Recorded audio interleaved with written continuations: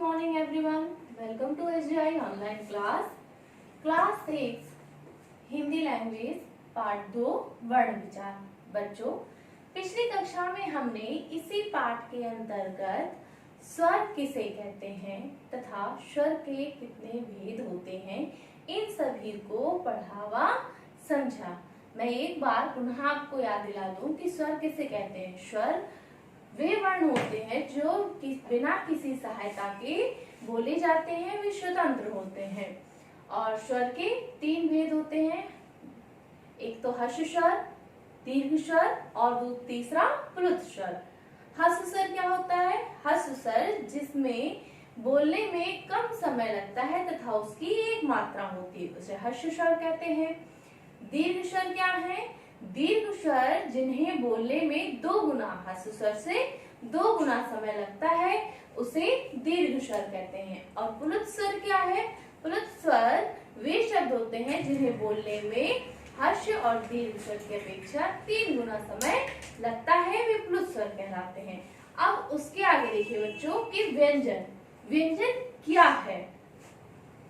जिन वर्णों के उच्चारण में स्वरों की सहायता ली जाती है उन्हें व्यंजन कहते हैं। इनके उच्चारण में मुख से निकलने वाली वायु में रुकावट होती है। हिंदी के व्यंजनों की संख्या 33 है। इनके 4 भेद हैं। कौन कौन से हैं? पहला स्पर्श व्यंजन, दूसरा अंतस्थ व्यंजन, तीसरा ऊष्म व्यंजन, चौथा उत्क्षिप्त व्यंजन। अब ये 4 व्यंजन है, इनका विस्तृत रूप देखिए। स्पर्श व्यंजन कहते किसे हैं? सबसे पहले का से लेकर मां तक के वर्ण स्पर्श व्यंजन कहलाते हैं। सभी स्पर्श व्यंजन 5 वर्णों के अंतर्गत आते हैं। प्रत्येक वर्ण का नाम पहले वर्ण के आधार पर रखा जाता है। अर्थात जो स्पर्श व्यंजन है उसके कितने 5 भेद होते हैं, मतलब ये 5 रूप में होते हैं, 5 वर्ग में विभाजित है। और प्रत्येक वर्ग का जो नाम है, जैसे का वर्ग, तो जो इसमें वर्ण है 5 वर्ण होते हैं, तो उसके पहला वर्ण जो होता है उसी के आधार पर उस वर्ग का नाम लिखा जाता है। का वर्ग के अंतर्गत का, ख, ग, घ, ण ये आते हैं। तो ये जो 5 वर्ग हैं, इनको कहते हैं कि जो स्पर्श व्यंजन होते हैं इनकी संख्या 25 होती है। कितनी होती है? 25। क्योंकि प्रत्येक वर्ग में 5-5 वर्ण होते हैं, इसलिए इनकी संख्या हुई 25। अब इनका उच्चारण स्थान सही देखिए। का वर्ग के 5 वर्ण है, क, ख, ग, घ, ण। इनका उच्चारण स्थान है कंठ। अर्थात जब ये वर्ण हम बोलते हैं तो हमारी वायु जो कंठ से निकलती है, कंठ को स्पर्श करते हुए बाहर आती है, तो वो क्या हुआ? कंठ। तो का वर्ग का उच्चारण स्थान कंठ है। इसके बाद है सेकंड चा वर्ग। चा, छा, जा, झ, या। चा वर्ग में भी 5 वर्ण हो गए। इनका उच्चारण स्थान है तालु। क्योंकि जब हम चा, छा, जा, झा, या बोलते हैं, हमारी जिह्वा तालु का स्पर्श करती है, इसलिए इसका उच्चारण स्थान हुआ तालु। तीसरा टा वर्ग। टा, ठा, डा, ध, ण। इसमें भी 5 वर्ण हैं और टा वर्ग का उच्चारण स्थान है मूर्धा। क्योंकि जब हम टा, ठा, डा बोलते हैं तो मूर्धा से ध्वनि स्पर्श होते हुए बाहर आती है। ता वर्ग में भी 5 वर्ण हैं। कौन कौन से? ता, था, दा, धा, ना। इनका उच्चारण स्थान है दंत। क्योंकि जब हम ता, था, दा, धा, ना ये वर्ण बोलते हैं तो हमारे दंत आपस में मिलते हैं। उच्चारण के दौरान हमारे दंत आपस में मिलते हैं, इसलिए इसका उच्चारण स्थान होगा दंत। 5वां है पा वर्ग। प, फ, ब, भ, मा। पा वर्ग में जब हम ये 5 वर्ण का उच्चारण करते हैं पा फा बा भा मा। तो इनको बोलते समय हमारे ओष्ठ आपस में मिलते हैं, तो इनका उच्चारण स्थान क्या हुआ? ओष्ठ। इसके बाद अंतस्थ व्यंजन। अब अंतस्थ व्यंजन क्या है? ये स्वर और व्यंजनों के मध्य स्थित हैं। ये स्वर और व्यंजनों के मध्य स्थित हैं। सरल भाषा में ऐसे व्यंजन जिनको बोलते समय हमारे कंठ में वायु पहले से ही विद्यमान होती है, उन्हें हम क्या कहते हैं? अंतःस्थ व्यंजन कहते हैं। इनकी संख्या 4 होती है। इनकी संख्या कितनी होती है? 4 होती है। कौन कौन सी? या, रा, ला, वा। इसके बाद ऊष्म व्यंजन। ऊष्म व्यंजन क्या है? इनके उच्चारण में मुंह से गर्म श्वास निकलती है, अर्थात जो ऊष्म व्यंजन होते हैं उन्हें जब हम बोलते हैं तो हमारे मुख से गर्म श्वास निकलती है। ये 4 होते हैं, तो इनकी भी संख्या कितनी है? 4। कौन कौन से हैं ये वर्ण? श, सा, शा, हा। तो ये वर्ण क्या हो गए? ऊष्म व्यंजन। इसके बाद है उच्छिष्ट व्यंजन। उच्छिष्ट व्यंजन क्या है? ये 2 होते हैं, ड़ा और डा। इनके उच्चारण में जीभ ऊपर उठकर झटके के साथ नीचे गिरती है, अर्थात इन 2 वर्णों का उच्चारण करते में हमारी जीह्वा तालु का स्पर्श करते हुए तुरंत नीचे गिरती है, इसलिए इसे हम क्या कहते हैं? उच्छिष्ट व्यंजन। बच्चों पुनः दोहराऊंगी मैं इसे। व्यंजन। व्यंजन क्या है? जिन वर्णों का उच्चारण में स्वरों की सहायता ली जाती है। व्यंजन क्या है? जिन वर्णों को बोलते समय हमें स्वर की सहायता लेनी पड़ती है, तो ऐसे वर्ण क्या कहलाते हैं? व्यंजन कहलाते हैं। इनके उच्चारण में मुख से निकलने वाली वायु में रुकावट होती है। हिंदी के व्यंजनों की संख्या 33 है। इनके 4 भेद होते हैं। वह 4 भेद कौन कौन से हैं? स्पर्श व्यंजन, अंतःस्थ व्यंजन, ऊष्म व्यंजन, उच्छिष्ट व्यंजन। स्पर्श व्यंजन अर्थात स्पर्श व्यंजनों की संख्या 25 होती है। क्यों? क्योंकि इनको 5 वर्ग में विभाजित किया जाता है और प्रत्येक वर्ग में 5-5 वर्ण होते हैं। का से लेकर मां तक के वर्ण स्पर्श व्यंजन कहलाते हैं। सभी स्पर्श व्यंजन 5 वर्णों के अंतर्गत आते हैं। प्रत्येक वर्ण का नाम पहले वर्ण के आधार पर रखा जाता है। वर्ग 5 वर्ग है। पहला वर्ग है क वर्ग। क वर्ग के अंतर्गत 5 वर्ण है, क, ख, ग, घ, ण। इनका उच्चारण स्थान कंठ। क्यों? क्योंकि जब इन 5 वर्णों का हम उच्चारण करते हैं तो हमारी जो वायु है वह कंठ से होकर के बाहर आती है, इसलिए इन वर्णों को उच्चारित करते समय हमें कंठ से वायु का स्पर्श होता है। च वर्ग। च वर्ग में भी 5 वर्ण हैं। कौन कौन से? च, छ, ज, झ, ञ। इन वर्णों का उच्चारण स्थान करते समय हमारी जिह्वा तालु का स्पर्श करती है, इसलिए च वर्ग का उच्चारण स्थान क्या हुआ? तालु। ट वर्ग। ट वर्ग में भी 5 वर्ण हैं, ट, ठ, ड, ढ, ण। ये 5 वर्ग का उच्चारण करते समय हमें मूर्धा अर्थात मुंह से वायु बाहर प्रवाहित होती है, तो इनका उच्चारण स्थान क्या हुआ? मूर्धा। इसके बाद है तावल। ताव, थ, द, ध, न। इनका उच्चारण स्थान है दंत। पावल। प, फ, ब, भ, म। इनमें भी ये 5 वर्ण हैं। तो इन वर्ग का उच्चारण किससे होता है? ओष्ठ से, क्योंकि जब हम प, फ, ब, भ, म शब्द का उच्चारण करते हैं तो हमारे ओठ आपस में मिलते हैं, तो इनका उच्चारण स्थान क्या हुआ? ओष्ठ। इसके आगे देखिए बच्चों, अंतःस्थ व्यंजन। अंतःस्थ व्यंजन क्या है? ये स्वर और व्यंजनों के मध्य स्थित हैं। इनकी संख्या 4 है। कौन कौन से हैं? या, रा, ला, वा। अर्थात जब हम अंतःस्थ व्यंजनों का उच्चारण करते हैं तो हमारे कंठ में वायु पहले से ही विद्यमान होती है। ऐसा प्रतीत होता है कि या राला बोलते समय हमारे कंठ में वायु स्थिर होती है। ऊष्म व्यंजन क्या है? इनके उच्चारण में मुंह से गर्भ श्वास निकलती है। जब हम श, श, सा और हा का उच्चारण स्थान करते हैं तो हमारे मुंह से गर्भ श्वास निकलती है, अर्थात घर्षण पैदा होता है। उच्छिष्ट व्यंजन क्या है? ये दो होते हैं, द और ड़।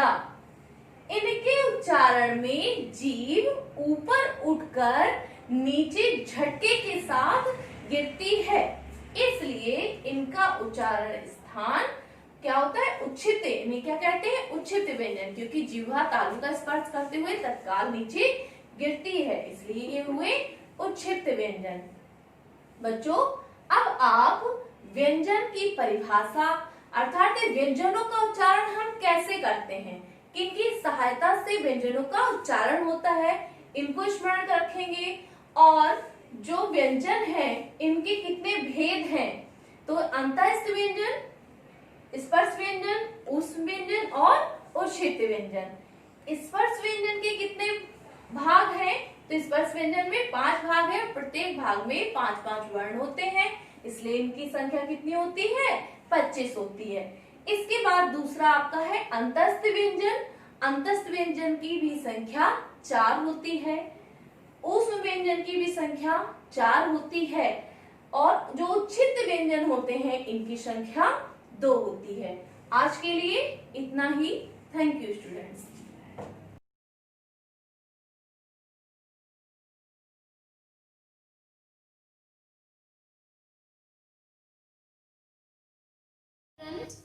Have a pleasant morning to one and all. I welcome you on a video lecture class.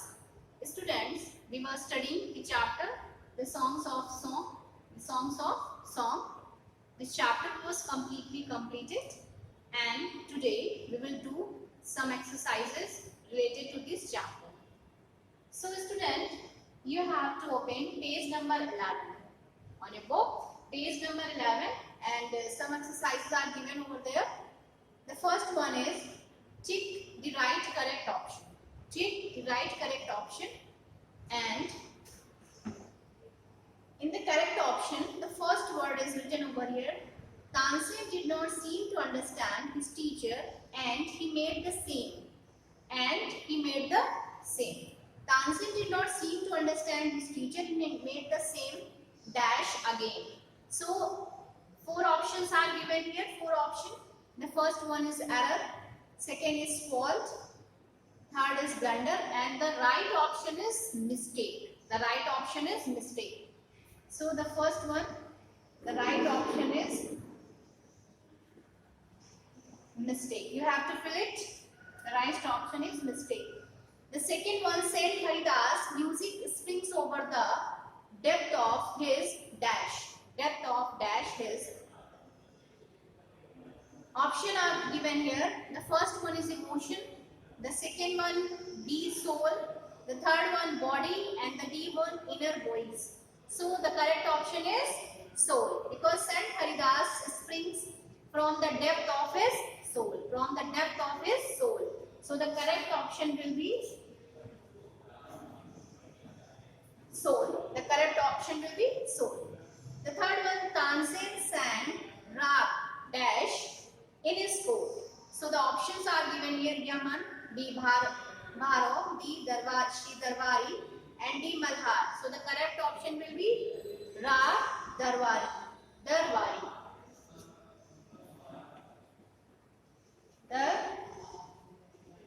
It's the correct option. You have to fill it. And fourth number, the emperor realized that Tansel had dash the truth. Tansel had dash the truth. You have to fill it. The correct option. The first one is height, the second one be fine, and the third one is spoken, and the D shown. So you have to fill it the correct option. So what will be the correct option here? The correct option will be spoken. Tansen had spoken the truth. Because had is used here, so you have to use the third form of the main verb, spoken. Spoken is the correct option. So the fourth option will be spoken. The fifth one is I think you make the most. I think you make the most dash voice in the word said Akbar. Said Akbar. You have to fill the correct option. The first one is pleasant. The second one is wonderful. C number harsh, and D amazing. So what will be the correct option here? The correct option will be wonderful. The correct option will be wonderful.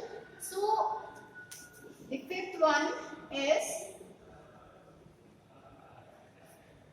wonderful.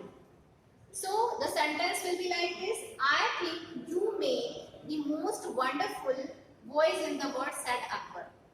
Sixth number, the melody of Sant Haridas' voice is spread. The melody of Sant Haridas' voice is spread across the dash. So the first one will be kingdom, the second one village, C forest, and universe. So what will be the correct option? C forest.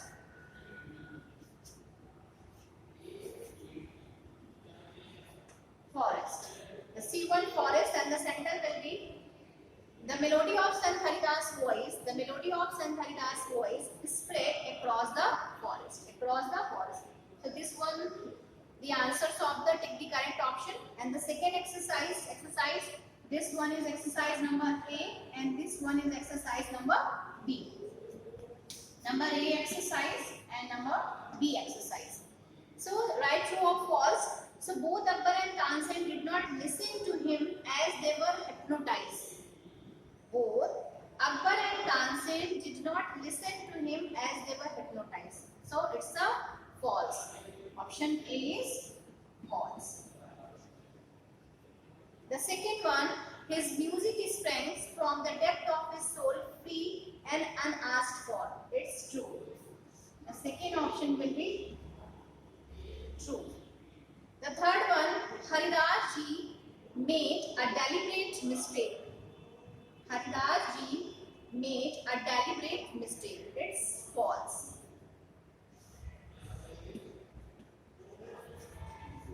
Fine. Fourth number, Sen took the tanpura from Akbar's hand and sang the right note. It's false. It's false. Next one, Haridas ji knew how to get round him. Haridas ji knew how to get round him. It's false.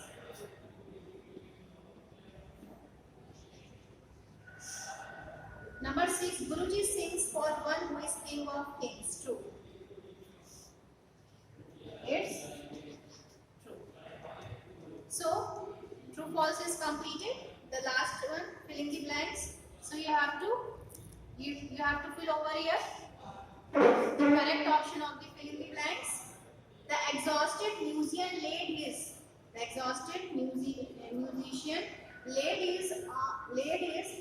tanpura on the, you have to fill over here, on the carpet.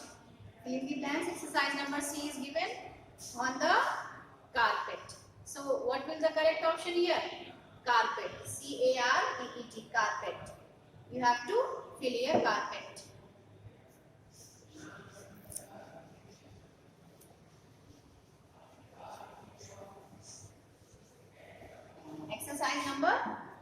Exercise number C. The first option will be carpet.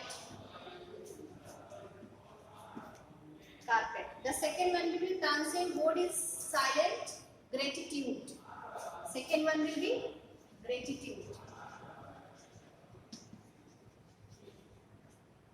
And the third one, Emperor Akbar thinks that Tansen had the most wonderful. The second one will be wonderful.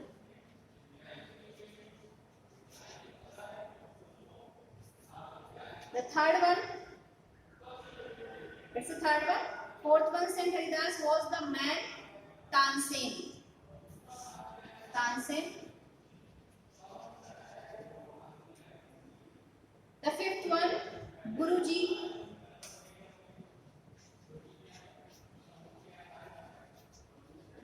And the last one, the exquisite strains of Rag Darwali. 6 will be Rag Darwali. So student, this is your exercise. You have to fill it on your book, and the PDF of the written notes will be given to you very soon. That's enough for you today. Thank you and have a nice day to one you all.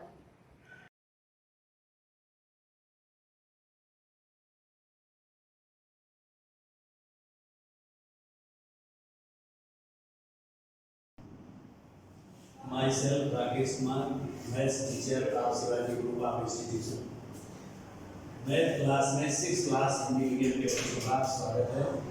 बच्चों, exercise पिछली class में आपने exercise number 2.3 का अध्ययन कर लिया था। अब इस क्लास में एक्सरसाइज नंबर 2.4 का अध्ययन करेंगे। तो क्वेश्चन नंबर पहला है इसका, भाग कीजिए और संगत गुणा द्वारा उत्तर की जांच कीजिए। तो पहला पार्ट है आपका 8,960 भाग 40। तो इसका मतलब है 40 से भाग 8,960 में देना है। तो 40 भाग 8,960, 40 से भाग 89 में देंगे पहले। तो 40 दूनी 80, 2 बार जाएगा। 40 दूनी 80 और अब घटाएंगे तो 9 बच गया। 6 को उतार लेंगे। अब 40 का भाग 96 में देंगे। तो 40 दूनी 80, 40 का 120 होता है तो ज्यादा हो जाता है। तो 40 दूनी 80 और फिर घटाएंगे 6 और 1, 16 बच गया और इस 0 को उतार दिया। 40 से भाग देंगे 160 में। तो 4 चौको 16, 4 बार गया। 4 चौको 16, 160 हो गया। आंसर मिला भागफल। आंसर भागफल बराबर 224। अब मेरा जांच भी कीजिए। तो जांच करने का मतलब है कि भागफल और भाजक का गुणा कर दे तो भाज्य प्राप्त हो जाए। इसको क्या कहते हैं? भाजक। भाजक और ये है भाज्य और ये है भागफल और ये है शेषफल। तो जांच करने के लिए जांच होता है भाज्य बराबर भाजक गुणा भागफल और प्लस शेषफल। शेषफल तो शेषफल तो हमारा 0 है। भाजक क्या है? 40 और भागफल क्या है? 224। तो भाज्य बराबर 40 गुणा 224। इसका गुणा करना है। तो गुणा करने में अगर ये 0 तो हम पहले से लगा लेंगे। 4 का गुणा 224 में करने में 4 चौको 16, 4 दूनी 8 और 1 9 और 4 दूनी 8।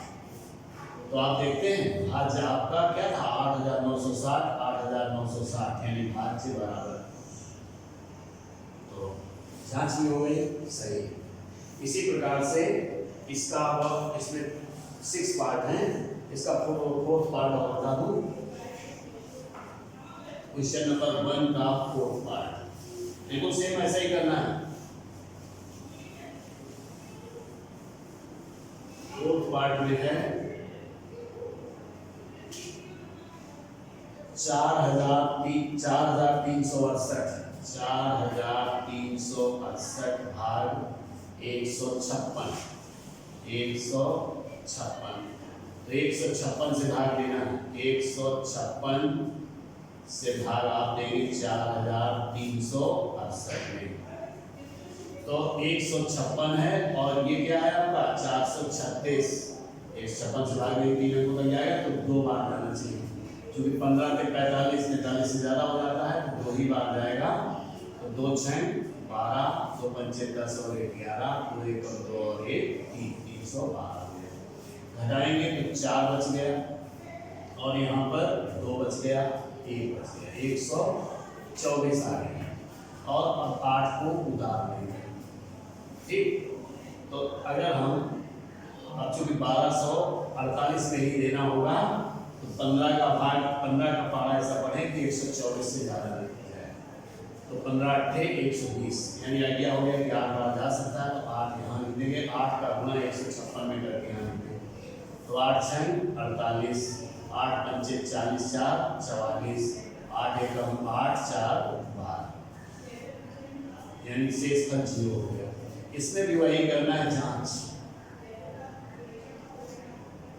जांच में भाजक गुणा भागफल, भाजक गुणा भागफल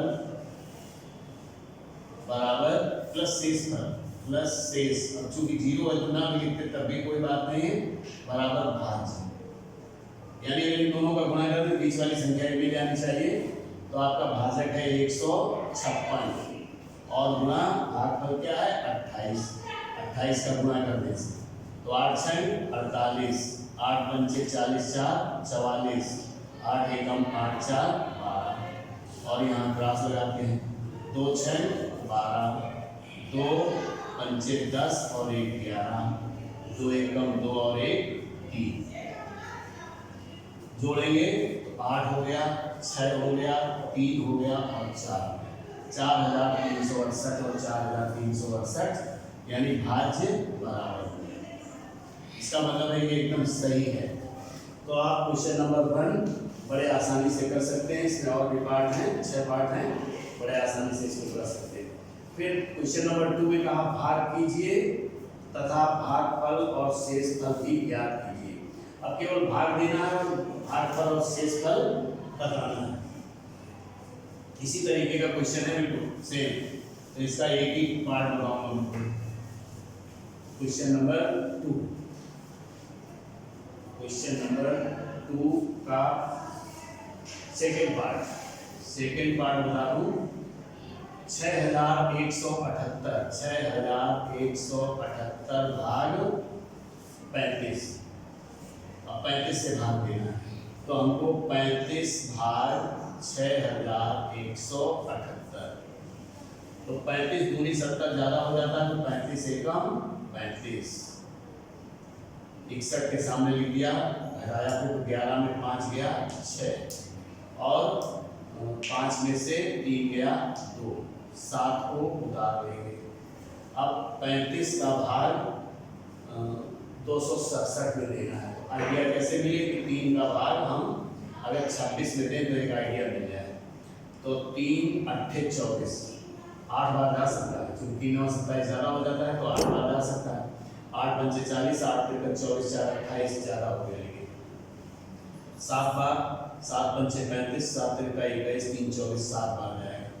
7 का गुणा 35 में करेंगे। 7 पंचे 35 और 7 तिरक 21 और 3 24 घटाया तो 7 में से 5 कम करेंगे तो 2 और यहाँ 4 में 6 में से 4 कम करेंगे तो 2, 8 को उतार लेंगे, 8 उतार लिया। अब फिर से 35 से भाग 228 में देना है तो अब 245 तो 7 बार में आया था तो इसका मतलब है 7 बार नहीं जाएगा, 6 बार जाना चाहिए। तो 6 यहाँ लिखेंगे, 6 का गुणा इसमें करें, 6 पंचे 30 और 6 तिरका 18 और 3 21 बताएंगे तो 8 1 18 बच गया। तो आंसर मिल गया आपको भागफल बराबर 176 और शेषफल बराबर 18। ये आपका आंसर हो गया। तो इस प्रकार से आप क्वेश्चन नंबर 2 भी कंप्लीट कर सकते हैं।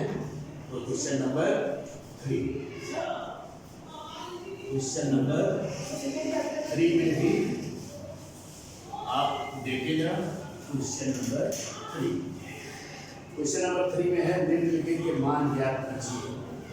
क्वेश्चन नंबर 3 इसमें भी कई पार्ट हैं, तो मान ज्ञात करना है। मान ज्ञात करने के लिए इसका पहला और दूसरा मैं बता दे रहा हूँ, इसके बाद आप स्वयं कर सकते हैं। पहला फर्स्ट पार्ट है 0 भाग 837।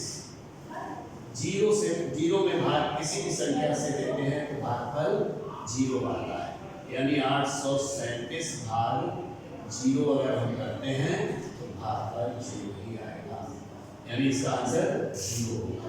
चाहे तो हम ऐसे लिख सकते हैं 0/837 इक्वल्स टू 0। ठीक, ये आंसर मिल गया। और इसका पार्ट है सेकेंड पार्ट में 446 और प्लस 840 भाग 84। तो आपको इसको भी सॉल्व करना है। तो सभी लोगों को आपको ये तो मालूम है कि अगर हम इस तरीके से निकाल, सबसे पहले भाग को सॉल्व करते हैं। तो भाग सॉल्व करने के लिए भाग का चिन्ह ये लगा तो 84 से भाग 840 में देंगे, तो ये बराबर हो गया 446 और प्लस से भाग दें, कितनी बार गया 10 बार गया। अब 10 को इसमें जोड़ दें तो बराबर 456 हो गया। 456 ये आपका आंसर हो गया। इसी प्रकार से अब क्वेश्चन नंबर, इसी का थर्ड पार्ट है 49,946 भाग 1। तो 1 से भाग देना है, तो 1 से भाग देने पर किसी भी संख्या के मान में कोई परिवर्तन नहीं होता है, तो संख्या इतनी ही बनी रहेगी। अब फिर इसके बाद है चौथा पार्ट, फोर्थ पार्ट में। तो चलिए क्वेश्चन नंबर 3 आप कंप्लीट कर सकते हैं बच्चों। इस क्लास में बस इतना ही, आगे नेक्स्ट क्लास में। Thank you.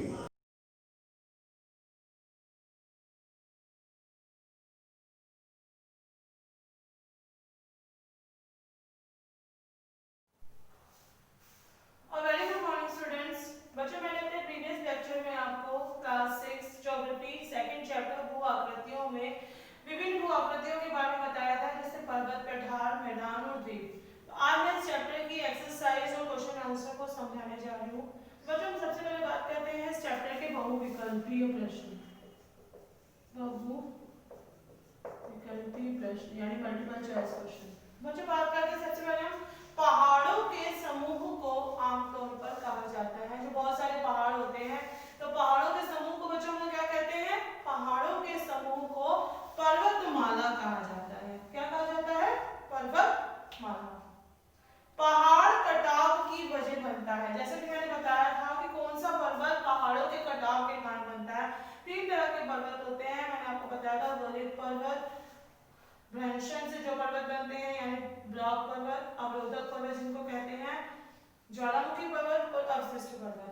वलित पर्वत जैसे मैंने आपको बताया था, वलित पर्वतों का निर्माण कैसे होता है बच्चों?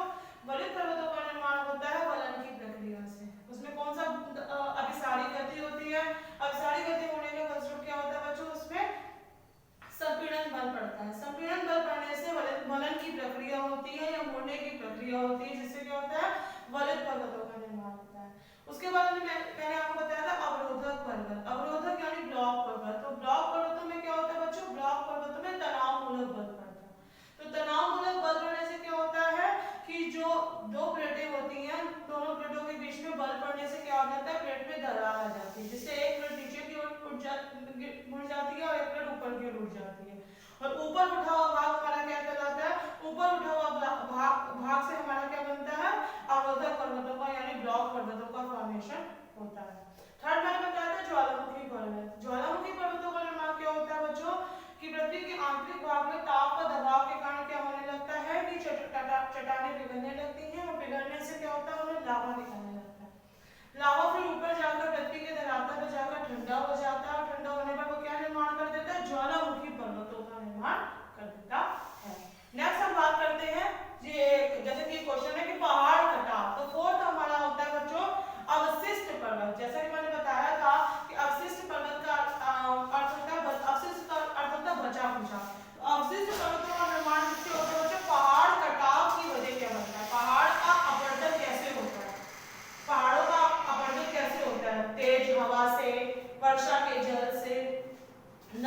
नदी द्वारा लाए गए गाद से, मनुष्य द्वारा खनन के कार्य से क्या होता है बच्चों, पहाड़ कटाव की वजह बनता है। तो पहाड़ कटाव की वजह से कौन से पर्वतों का निर्माण होता है, अवशिष्ट पर्वतों का निर्माण होता है। तो हमारा अरावली पर्वत श्रृंखला है, वो हमारा अरावली पर्वत श्रृंखला अवशिष्ट पर्वत का ही उदाहरण, क्योंकि ये सबसे प्राचीन पर्वत श्रृंखला है। अब इसका कुछ बहुत ही कम हिस्सा रह गया है। इस पर्वत की ऊंचाई धीरे धीरे कम होती जा रही है। तो इस पर्वत की ऊंचाई पर्वतों की ऊंचाई कैसे कम होती है, अपरदन के द्वारा। जैसे मैंने बताया कि अपरदन के क्या कारक होते हैं, जल द्वारा, वायु द्वारा, बर्फ के पिघलने से, मनुष्य के खनन कार्य से क्या होता है, अपरदन होता है। अपरदन होने से पर्वतों की ऊंचाई क्या हो जाती है बच्चों, कम हो जाती है। तो पहाड़ कटाव की वजह क्या बनता है हमारा, अवशिष्ट पर्वत।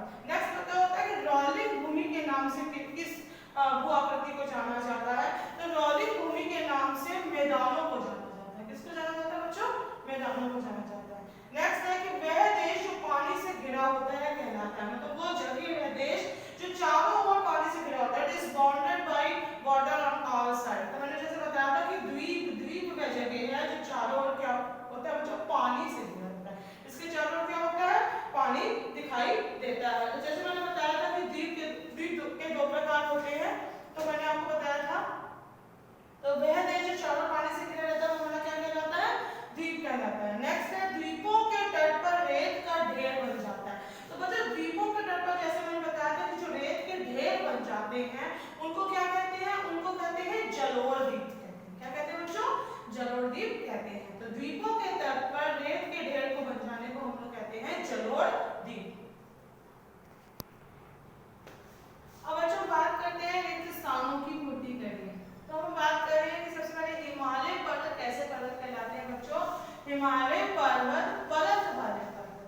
कैसे पर्वत हैं, हिमालय पर्वत जो हमारे हैं वो परत वाले पर्वत हैं। हिमालय पर्वत में 3 श्रेणियां होती हैं, महान हिमालय, लघु हिमालय और बृहद हिमालय।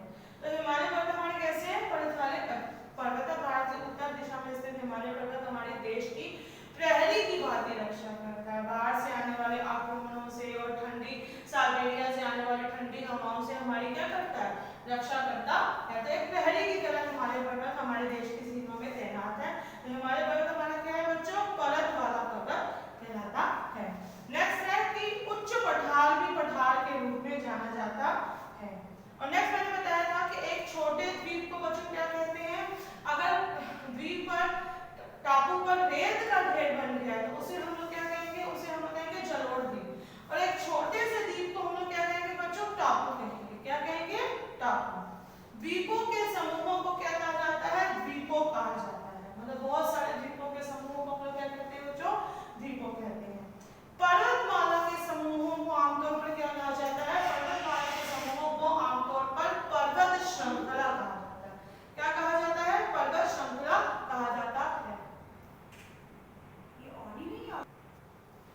तो बच्चों हम क्वेश्चन आंसर को डिस्कस करने जा रहे हैं। निम्नलिखित लघु प्रश्नों के उत्तर दीजिए। पहला क्वेश्चन है पहाड़ों के प्रकार तथा नाम बताइए। तो बच्चों जैसे कि मैंने बताया है कि पहाड़ क्या होते हैं, मतलब जिनकी ऊपरी सतह पे क्या होती है, चोटी के रूप में होते हैं और वो उनकी ऊंचाई बहुत ज्यादा होती है, समतल भूमि से उनकी ऊंचाई बहुत ज्यादा होती है। तो पहाड़ों के मैंने आपको प्रकार बताए थे, कितने प्रकार के होते हैं, मैंने बताया था आपको, वलित पर्वत,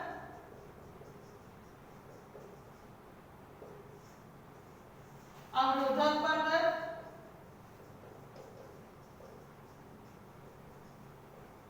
ज्वालामुखी पर्वत और फोर्थ है आपका अवशिष्ट पर्वत। अवशिष्ट पर्वत। तो बच्चों मैंने आपको बताया था कि 4 तरह के पहाड़ होते हैं, वलित पर्वत, अवरोधक पर्वत, ज्वालामुखी पर्वत और अवशिष्ट पर्वत, जिसको मैं डिफाइन भी कर चुकी हूँ कि वलित पर्वतों का निर्माण किससे होता है बच्चों, संपीड़न बल से। अभिसारी गति होती है, अभी समझते वलित पर्वतों का निर्माण होता है फोल्डिंग से, गलन की प्रक्रिया से। तो अभिसारी गति होती है दो, इसके लिए वलित पर्वतों में क्या जरूरी है बच्चों, 2 प्लेटों का होना जरूरी है। 2 प्लेटों में हमारी क्या होती है, अभिसारी गति होती है। अभिसारी गति होने से कौन सा बल पड़ता है बच्चों, संपीड़न बल पड़ता है। कौन सा बल पड़ता है, संपीड़न बल, जिसको हम लोग कहते हैं कंप्रेसिव फोर्स। क्या बोलते हैं, कंप्रेसिव फोर्स बोलते हैं। संपीड़न बल पड़ता है, संपीड़न बल पड़ने से क्या होता है बच्चों, वलन की प्रक्रिया होती है। वलन की प्रक्रिया या मुड़ने की प्रक्रिया होती है। वलन की प्रक्रिया होती है या मुड़ने की प्रक्रिया होती है, जिसको हम लोग क्या कहते हैं, फोल्डिंग कहते हैं। क्या कहते हैं, फोल्डिंग। तो इससे वलन की प्रक्रिया या मुड़ने की प्रक्रिया होती है, जिससे हमारा क्या होता है, वलित परतों का निर्माण होता है। किसका निर्माण होता है बच्चों, वलित परतों का निर्माण होता है। नेक्स्ट बात करते हैं अवरोधक परत। तो इसमें तो आपका क्या होगा, इसमें आपका पढ़ा है कंप्रेसिव फोर्स। इसमें क्या आपका हो रहा है, कंप्रेसिव फोर्स यानी संपीड़न बल। लेकिन अवरोधक परतों का निर्माण कैसे होता है बच्चों, जब दो प्लेटों में, प्लेट एक दूसरे के आमने सामने आ रहे हैं, तो दो प्लेटों में बल पड़ने से क्या होता है, प्लेट में दरार पड़ जाती है। जैसे दो प्लेटें हैं, दो प्लेटों में बल पड़ रहा है, जैसे दरार आती है, दरार पड़ने से क्या होता है बच्चों, एक प्लेट नीचे की ओर झुक जाती है, एक प्लेट ऊपर की ओर उठ जाती है। जो ऊपर की ओर उठी हुई प्लेट होती है, उसी से हमारा क्या होता है, ब्लॉक परतों का निर्माण होता है। तो इसमें कौन से बल का प्रयोग किया जाता है, इसमें बल का प्रयोग किया जाता है तनाव मूलक बल। कौन से बल का प्रयोग किया जाता है बच्चों, तनाव मूलक बल यानी टेंसाइल फोर्स। तो ये आपको कॉन्सेप्ट क्लियर हो गया कि वलित परत में कंप्रेसिव फोर्स पड़ती है और अवरोधक परत में तनाव मूलक बल या टेंसाइल फोर्स पड़ता है। नेक्स्ट हमारे आते हैं ज्वालामुखी परत। ज्वालामुखी परतों का निर्माण कैसे होता है बच्चों, ज्वालामुखी के फटने से जो लावा निकलता है, लावा का ठंडा होने पर इन परतों का निर्माण होता है। तो इसमें मैंने आपको तीन तरह के बताए थे, सिंडर शंकु, मिश्रित शंकु और पारितोषिक शंकु। तो शंकु का मतलब होता है राख। तो जो इसका इन परतों का निर्माण किससे होता है, राख से होता है बच्चों। तो जैसे पहला हमारा क्या होता है, अगर आपका ये जो शंकु है, अब इसमें ये मैग्मा का पाइप है, मैग्मा के पाइप से राख निकल रही है, तो ये हमारे क्या कहलाएंगे, ये हमारे सिंडर शंकु कहलाएंगे। इज इट क्लियर, क्योंकि इससे मैग्मा के पाइप से क्या हो रहा है, सिर्फ राख निकल रही है। अगर मैग्मा के पाइप से राख के अलावा आपका खनिज पदार्थ भी निकल रहे हैं, खनिज पदार्थ निकल रहे हैं, कंकड़ पत्थर भी निकल रहे हैं और आपका लावा भी निकल रहा है, तो ये आपका क्या कहलाएगा, ये आपका कहलाएगा मिश्रित शंकु। ये आपको क्या कहलाएगा बच्चों, मिश्रित शंकु। और थर्ड हमारा होता है, अगर हमारा ये मैग्मा का पाइप फट गया है, जिससे अगल बगल हमारे शंकु बन गए हैं, तो ये हमारे कहलाएंगे परितोषित शंकु। क्या कहलाएंगे, परितोषित शंकु। तो बच्चों ज्वालामुखी पर्वतों के निर्माण में राख का बहुत महत्वपूर्ण योगदान होता है। सिर्फ राख से जिस शंकु का निर्माण हो रहा है तो वो मिश्रित सिंडर शंकु, राख के अलावा और चीजों से भी अगर निर्माण हो रहा है तो वो मिश्रित शंकु, और राख के अलावा मैग्मा का पाइप फटने से आसपास अगर आपके शंकु बन जाए तो परितोषित शंकु कहलाते हैं। तो इसमें क्या होता है कि दो प्लेटों में जब गति होती है, सारी गति होती है, तो जिससे प्लेटों के आकार में भी अंतर आ जाता है। एक भारी प्लेट हो जाती है, एक हल्की प्लेट हो जाती है। जो भारी प्लेट होती है वो अंदर की ओर मुड़ जाती है, जो हल्की प्लेट होती है वो ऊपर की ओर मुड़ जाती है। जैसे कि दो प्लेटें हैं आपकी सामने, ये दो प्लेटें हैं, तो ये जो प्लेट है ये आपकी भारी प्लेट है, ये अंदर की ओर मुड़ गई है, और ये हल्की प्लेट है, ये ऊपर की ओर आ गई है। तो भारी प्लेट अंदर पृथ्वी के आंतरिक भाग में जाकर क्या हो जाती है बच्चों, जैसा कि मैंने आपको बताया है कि पृथ्वी के आंतरिक भाग में बहुत अधिक ताप का दबाव होता है। तो बहुत अधिक ताप का दबाव के होने से क्या होता है, प्लेट मुड़ जाती है, प्लेट नष्ट हो जाती है। तो इससे क्या हो जाता है, उससे मैग्मा निकलने लगता है। मैग्मा निकलने पर मैग्मा पृथ्वी के धरातल में जाकर क्या हो जाता है, ठंडा हो जाता है, और ठंडा होकर वो क्या हो जाता है, जम जाता है, और जम जाता है तो फिर वो क्या निर्माण कर देता है, ज्वालामुखी पर्वतों का निर्माण कर देता है। नेक्स्ट बच्चों हमारा लास्ट आता है अवशिष्ट पर्वत। अवशिष्ट पर्वत जैसा मैंने आप लोगों को बताया है, काफी बार बता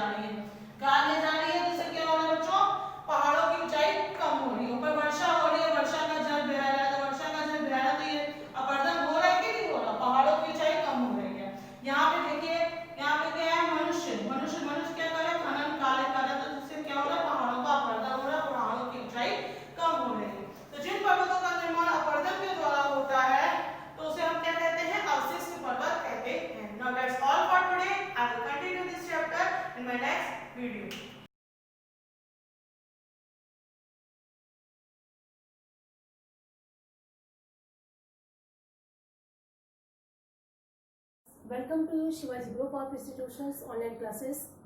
Yesterday I have taught you मैंने छात्रों में आपको चैप्टर फर्स्ट मैंने चैप्टर सेकंड आदि मानव के जीवन के बारे में पढ़ा चुकी हूँ, जिसमें आपको पूरा पाषाण काल मैंने हमारा पुराना इतिहास मैंने जो पूरा इतिहास है मैंने पुराना इतिहास जो है उसे 3 भागों में डिवाइड किया गया। पूरा पाषाण काल, मध्य पाषाण काल और नव पाषाण काल। पूरा का मतलब होता है पुराना, पाषाण मतलब पत्थर, माने पुराने पत्थरों का काल, दैट इज काल पूरा पाषाण काल। मध्य पाषाण काल क्या था? जो नव पाषाण काल और पूरा पाषाण काल के बीच का समय था उसे क्या मध्य पाषाण काल कहा जाता है। ये काल यानी मध्य पाषाण काल का जो समय था वो क्या था? बहुत ही कम था, परंतु मध्य पाषाण काल में बहुत सारे ऐसे काम थे जो मनुष्य ने बहुत अधिक मतलब बहुत सारे विकसित यानी विकासपूर्ण काम किए। इसका जो टाइम पीरियड था वो यानी 10,000 ईसा पूर्व से लेकर 8,000 ईसा पूर्व तक ही था। 8,000 ईसा पूर्व तक ही था। माने मध्य पाषाण काल का जो समय था वो 10,000 ईसा पूर्व से 8,000 ईसा पूर्व तक ही था। ईसा पूर्व और ईस्वी के बारे में हम आपको पढ़ा चुके हैं। ईसा पूर्व मतलब ईसा के जन्म से पहले। आज हम बात करते हैं नव पाषाण काल की। नव पाषाण काल माने इस नव पाषाण काल के बारे में जानने के लिए हमें कि नव पाषाण काल का जो समय था वो 8,000 ईसा पूर्व से 4,000 ईसा पूर्व तक के बीच का माना जाता है। माने 8,000 ईसा पूर्व से लेकर 4,000 ईसा पूर्व तक के बीच के समय को हम नव पाषाण काल के नाम से जानते हैं।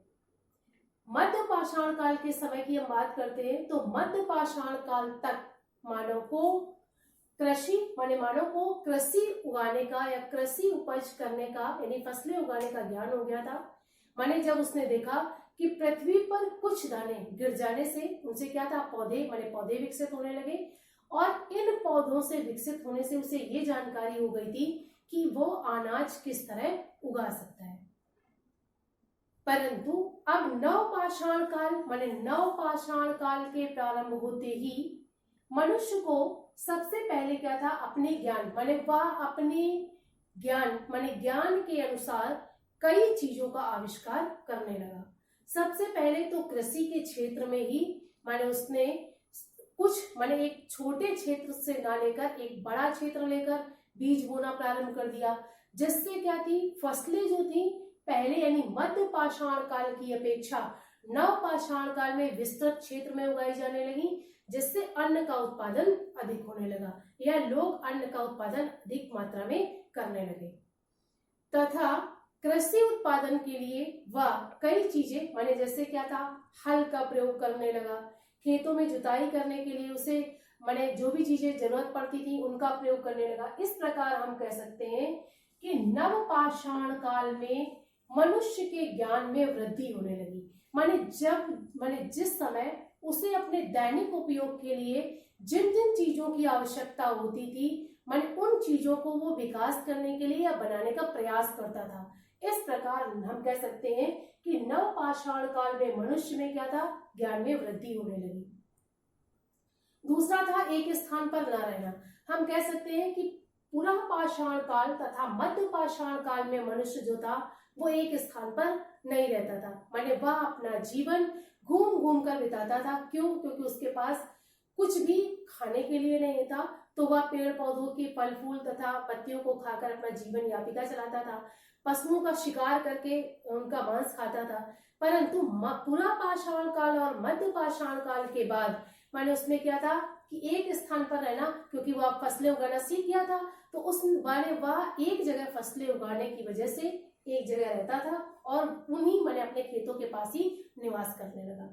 आगे हम बात करते हैं कृषि। तो मैंने आपको बताया कि कृषि के क्षेत्र में उसने बहुत सारी प्रोग्रेस कर ली थी, जिससे अब वह अपने इस कृषि कार्य में करने के लिए वो पशुओं का भी सहारा लेने लगा था। पशुपालन के क्षेत्र में हम ये देखते हैं कि नव पाषाण काल तक मनुष्य में क्या था? इससे पहले तक क्या था? मनुष्य पशुओं का शिकार करता था, परंतु अब उसने कई जानवरों को पालना स्टार्ट कर दिया था। भेड़, बकरी, गाय कई ऐसे पशु थे जिनसे उसको दूध मिलता था, तथा कई ऐसे पशु थे जिससे वह अपने जीवन माने उनके बोझा ढोने का, यानी बोझा ढोने का, हल जोतने का काम करते थे। इसलिए उसने पशुपालन शुरू कर दिया था। स्थिर सामुदायिक जीवन माने अब वो क्या था, ग्रुप माने समूह में रहने का आदी हो गया था, क्योंकि उसे काम करने के लिए माने एक ग्रुप में रहना पड़ता था। और सामुदायिक जीवन जीना उसने स्टार्ट कर दिया था।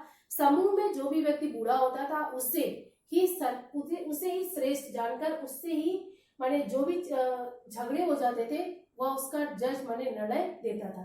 औजार और हथियार माने अब वह क्या था, छोटे और सुघड़ औजार का प्रयोग करने लगा था, तथा उनमें लकड़ी तथा माने इन औजारों पर लकड़ी के हत्थे भी लगाए जाने लगे थे, जिससे इन औजारों का प्रयोग करना आसान और सरल हो गया था।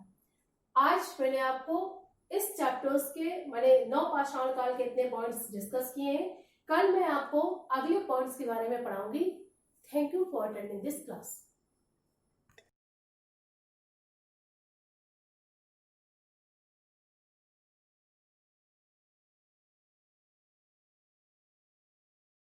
मैं रेणुलता पांडे, संस्कृत शिक्षिका, शिवाजी ग्रुप ऑफ इंस्टीट्यूशंस। आज मैं क्लास 6 हिंदी मीडियम के बच्चों को चैप्टर 2 पशवाहा की एक्सरसाइज कराने जा रही हूँ। बच्चों, वैसे तो लिखित अभ्यास कार्य पूर्ण हो चुका है, आपका ये चैप्टर कंप्लीट हो चुका है, लेकिन उसके बावजूद भी कुछ चीजें ऐसी होती हैं जो आपको ध्यान रखने योग्य होती हैं, इसलिए मैं इसे बता रही हूं। देखिए, स्मरणीयम शब्द से ही जाहिर है स्मरणीयम यानी स्मरण करने योग्य, यानी ये चीजें आपको याद रखनी चाहिए हमेशा। अब स्मरणीयम शब्द में इसका पहला पॉइंट आता है शब्द। पहली बात तो ये है कि शब्द किसे कहते हैं, ये मैंने आपके चैप्टर से ही लिया है ये टॉपिक। पहली बात तो ये समझ लीजिए कि शब्द किसे कहते हैं। वर्णों के समूह को शब्द कहा जाता है, यानी वर्ण यानी अक्षर, ठीक है, यानी जब कई वर्ण जुड़ते हैं तो वो शब्द बनता है। इसे हम पारिभाषिक रूप में ऐसे कह सकते हैं कि वर्णों के समूह को शब्द कहा जाता है, ठीक है। अब आइए, आपको ये पता चल गया कि शब्द क्या होते हैं। अब शब्द कितने प्रकार के होते हैं ये भी समझिए। शब्द 4 प्रकार के होते हैं। ये एक्सरसाइज बच्चों आपकी है पेज नंबर 16 पर। पेज नंबर 16 आपको देखना है, ठीक है। तो आपको ये पता चल गया कि वर्णों के समूह को शब्द कहते हैं।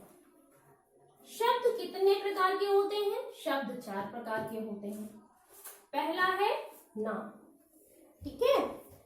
अब नाम क्या? संज्ञा, सर्वनाम और विशेषण शब्दों को हम नाम कहते हैं, ठीक है।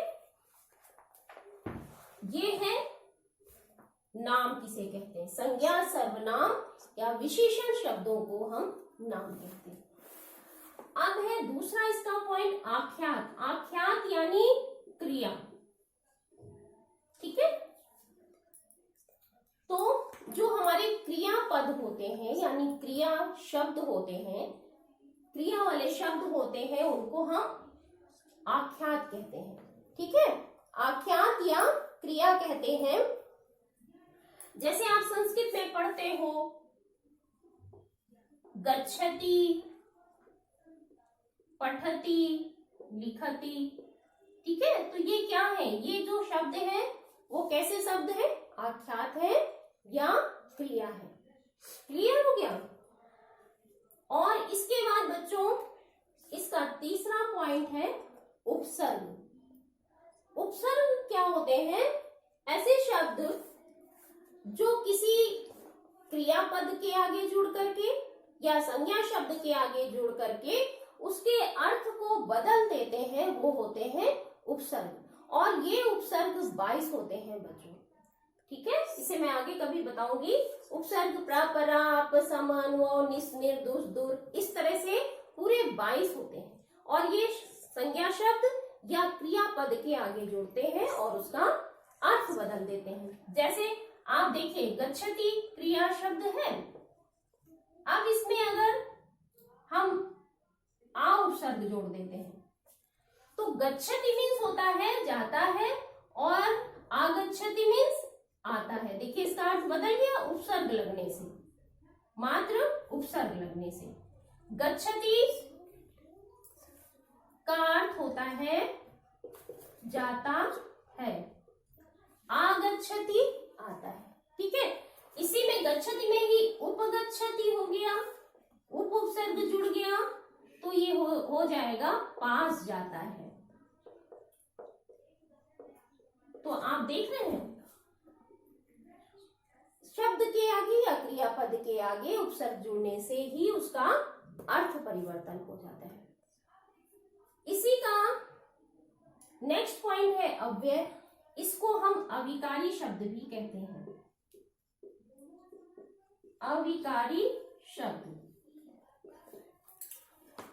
ये ऐसे शब्द होते हैं जो कभी भी परिवर्तित नहीं होते हैं, यथावत रहते हैं, इनका कोई रूप नहीं चलता, ये अपने मूल रूप में ही विद्यमान रहते हैं, इनमें कभी कोई परिवर्तन नहीं आता। वो ऐसे शब्द होते हैं अव्यय शब्द, अव्यय, ठीक है।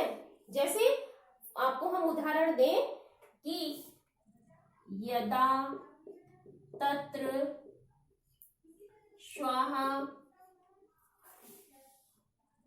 उपरि, ठीक है। इसी तरह से और भी तमाम है शब्द जिनका अर्थ कभी भी परिवर्तित नहीं होता है। तो आप इन्हें स्मरणीयम, जो भी मैंने आपको ये पॉइंट्स बताए हैं, इन्हें आप पढ़ें और स्मरण रखें। धन्यवाद। आपका दिन मंगलमय हो।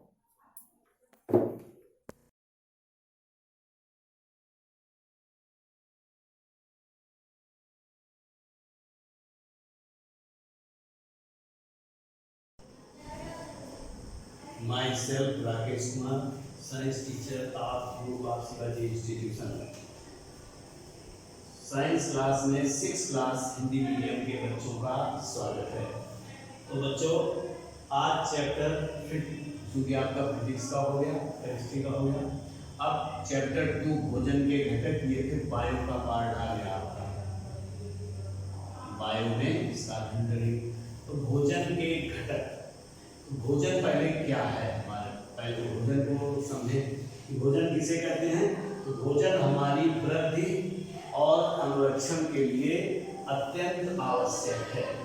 यानी भोजन अगर हम नहीं ठीक ठाक लेते हैं तो हमारी वृद्धि नहीं होगी, हम अपने शरीर की देखभाल या सुरक्षा नहीं कर सकते हैं।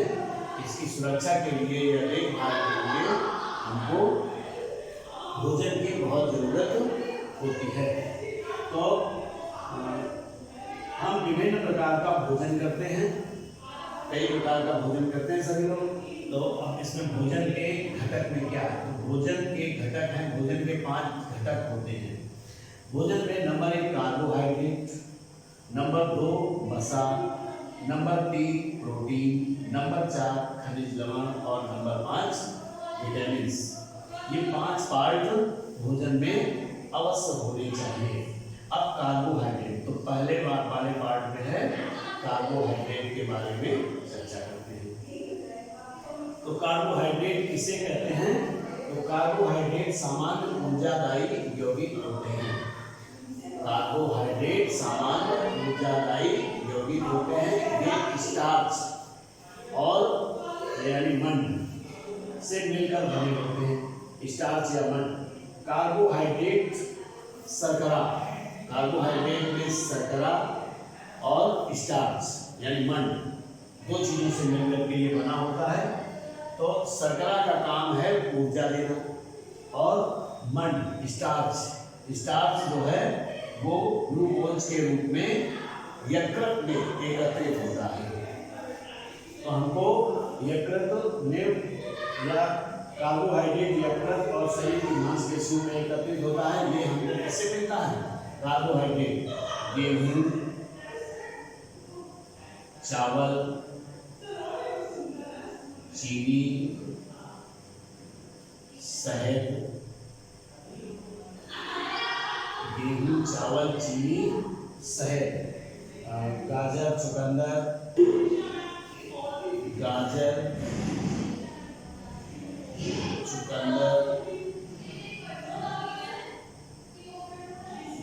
चुकंदर आदि से हमको प्राप्त होता है। अब भोजन की जो ऊर्जा होती है वो कैलोरी में मापी जाती है। अब कैलोरी के हिसाब से भोजन की आवश्यकता होती है। भोजन अलग अलग सिस्टम में होता है, यानी किसको कितनी कैलोरी भोजन की जरूरत है। जैसे एक नवजात शिशु है, एक एडल्ट है, या एक फीमेल है, एक मेल है, तो किसको कितनी अलग अलग जरूरत होती है, उसके आधार पर भोजन को नियंत्रित किया जाता है। आवश्यकता से अधिक भोजन करने पर शरीर अब्जॉर्ब नहीं करता है और वो अपशिष्ट पदार्थ के रूप में बाहर निकल जाता है, या तो डाइजेशन खराब कर देगा या कोई ना कोई अबनॉर्मलिटी उत्पन्न कर देता है। इसलिए जरूरत से ज़्यादा भोजन नहीं करना चाहिए। तो आप कार्बोहाइड्रेट के बारे में आप काफ़ी ठीक समझ गए होंगे। तो कार्बोहाइड्रेट भी आपका हो गया। अब नेक्स्ट क्लास में हम आपको फैट बताएंगे। वसा का क्या रोल होता है। तो वसा वैसे हमको काम करने के लिए शक्ति देती है। इसमें फैट्स जो होते हैं वो काम करने के लिए हमको शक्ति देते हैं। और फैट का पाचन आपका जो यकृत होता है, यकृत में एक छोटा सा गुब्बारे स्ट्रक्चर की एक स्ट्रक्चर संरचना होती है, उसमें से यकृत यानी पित्ताशय में, तो यकृत से पित्त रस निकलकर पित्ताशय में इकट्ठा होता है। और जब भोजन आइसोफेगस से नीचे की ओर यानी स्टमक से ड्यूडेनम से होते हुए आगे की ओर बढ़ता है, तब लीवर से ये या यकृत से इस हार्मोन्स को उसमें डाल दिया जाता है। तो जब वो हार्मोन्स निकलता है तो वो फैट का पाचन करता है। अगर वो यकृत से उस रस ना मिले तो वो फैट का पाचन नहीं कर सकता है। लेकिन फैट यानी इस प्रकृति में दो ही चीजें शक्तिदायी है जो शक्ति देती हैं, वो हैं आपकी वसा और दूसरी चीनी। यानी मीठी चीजों में चीनी हो गया, शहद में भी चीनी होती है, तो चीनी और वसा ये मुख्य रूप से ऊर्जा के स्रोत प्रकृति में हैं। तो बच्चों इस क्लास में बस इतना ही। आपने वसा तक पढ़ लिया। आगे अपनी क्लास में प्रोटीन और खनिज लवण तथा विटामिन्स के बारे में अध्ययन करेंगे। तो आज बस इस क्लास में यहीं तक, आगे नेक्स्ट क्लास में। Thank you.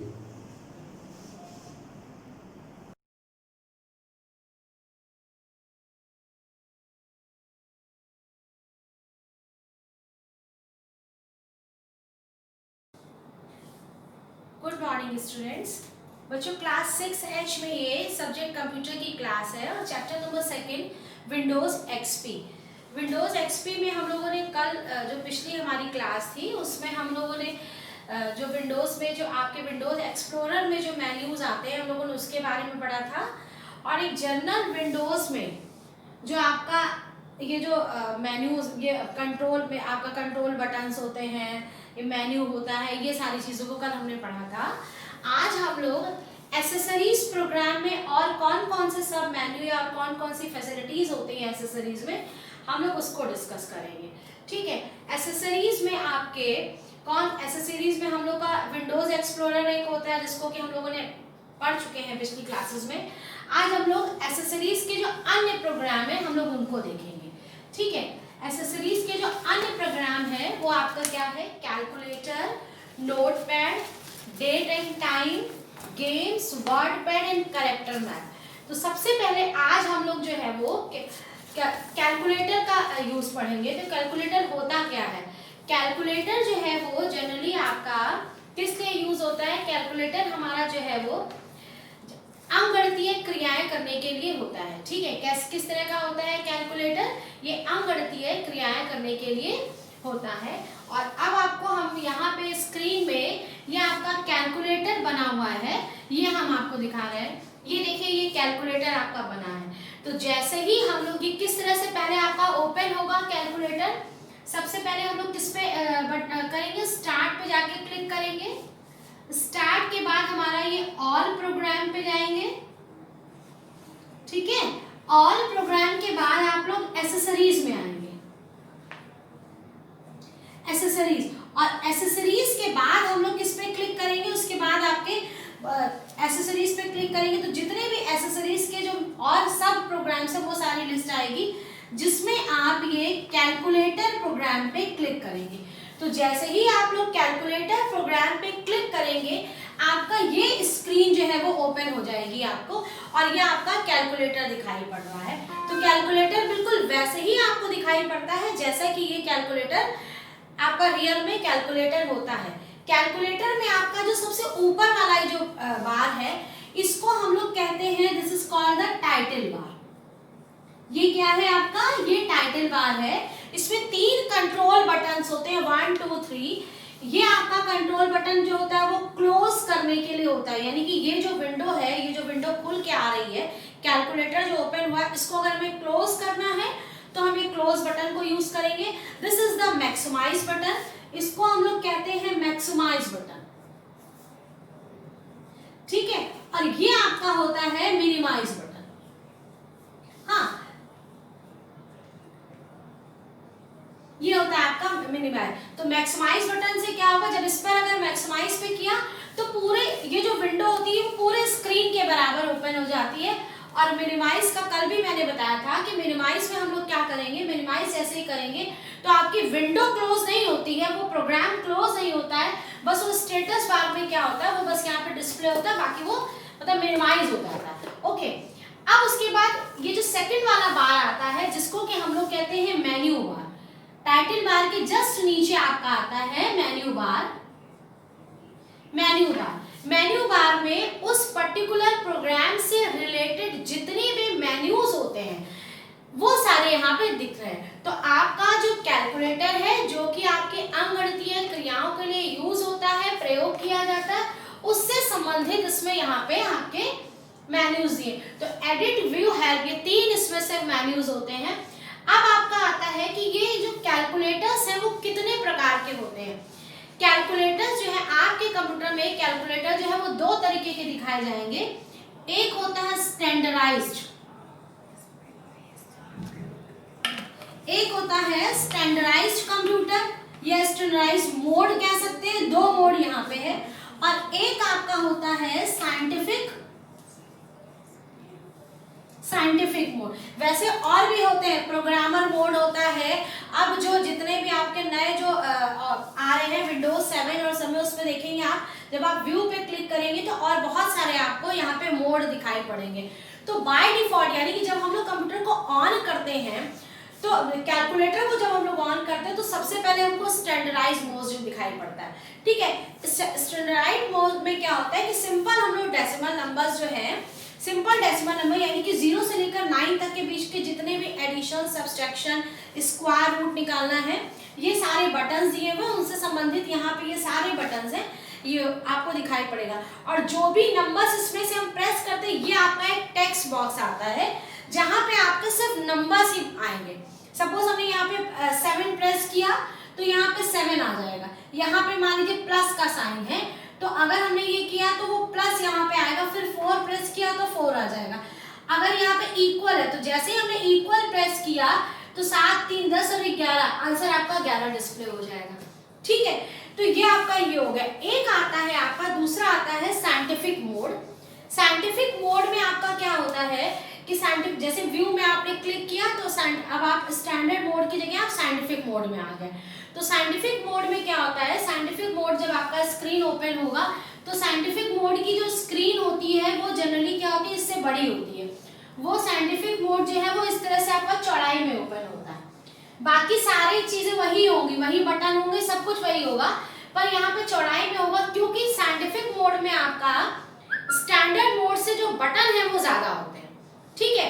इसमें आपके कौन कौन से बटन होते हैं, जैसे हम लोग नंबर सिस्टम यूज करते हैं। अभी आप लोगों ने बच्चों नंबर सिस्टम यूज नहीं किया है। नंबर सिस्टम में हम लोग binary number system, octal number system और हेक्साडेसिमल नंबर और डेसिमल नंबर जो यूज करते हैं, तो उससे संबंधित इसमें सारे बटन्स होते हैं। यानी कि हम लोग बाइनरी नंबर का एडिशन और सब्सट्रैक्शन हम लोग दोनों ही इसमें हम लोग कर सकते हैं। ठीक है।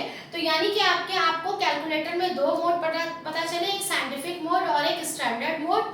बाय डिफॉल्ट जो है वो स्टैंडर्ड मोड ही, जब हम लोग कंप्यूटर ओपन करेंगे और कैलकुलेटर ओपन करेंगे तो हमारा स्टैंडर्ड मोड ओपन होता है। स्टैंडर्ड मोड और साइंटिफिक मोड में डिफरेंस यही होता है कि स्टैंडर्ड मोड में लिमिटेड बटन सिर्फ डेसिमल नंबर्स को एडिशन के कैलकुलेशन के लिए यूज होता है, जबकि साइंटिफिक मोड में हम लोग बाइनरी जो है binary addition, subtraction, multiplication, division, octal के लिए भी हम लोग इस तरह से सारी चीजें उसमें यूज कर सकते हैं। मेनली वो साइंटिफिक पर्पस से यूज होता है, उसमें बटन्स जो है वो ज्यादा हो जाते हैं, इसलिए वो जो है कैलकुलेटर देखने में भी स्क्रीन पे बड़ा डिस्प्ले होता है। तो बच्चों आज के लिए सिर्फ इतना ही है। Thank you, have a nice